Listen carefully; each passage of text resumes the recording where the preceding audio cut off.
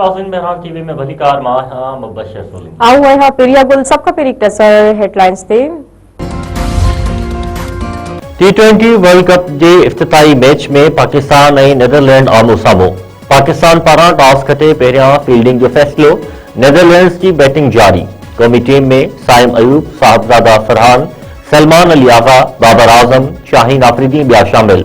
सलमान अली आगा चयो आहे त बरसात सबब पिच बॉलिंग जे लाइ साज़गार आहे। पाकिस्तानी टीम कंहिं बि मुल्क के शिकस्त ॾेई सघे थी। इस्लामाबाद में इमाम बारगाह अंदर आपघाती धमाके की जांच में अहम अकबर आई। पेशावर में खुदकश बमबार के बिन भाइरनि ऐं औरत के हिरासत में वरतो वियो। पुलिस ज़रिए जो चवणु आहे त हमलो कंदड़ जी सुञाणप कार्ड ते नल एड्रेस से छापो हणी गिरफ़्तारियूं कयूं वियूं आहिनि। बमबार जे नेटवर्क ऐं सहूलियतकारनि जी गिरफ़्तारी लाइ छापा हया पिया वञनि।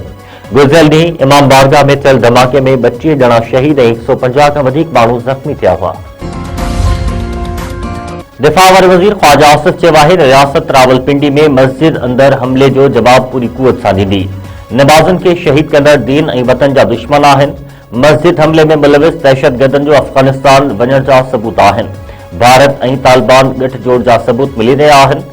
पंहिंजे बयान में दिफ़ा वारे वज़ीर ख्वाजा आसिफ चयो आहे त सिक्योरिटी गार्ड जे रोकण ते दहशतगर्द फायरिंग कई ऐं बाद में पाण खे धमाके सां उॾाए छॾियो। मार्काए हक़ में इबरतनाक शिकस्त खां पोइ भारत प्रॉक्सी वार विड़ी रहियो आहे। भारत वटि हाणे सिधी रीत जंग विढ़ण जी हिम्मत नाहे रही। पीपी चेयरमैन बिलावल भुट्टो ज़रदारी चयो आहे त असांजे ख़ानदान जमहूरियत लाइ तमामु वॾियूं क़ुर्बानियूं ॾिनियूं आहिनि। रंग नस्ल ऐं मज़हब जे बुनियाद ते वेझा ख़त्म करणा पवंदा। दुनिया में अमन ऐं तरक़ीअ लाइ गॾिजी कमु करणो पवंदो।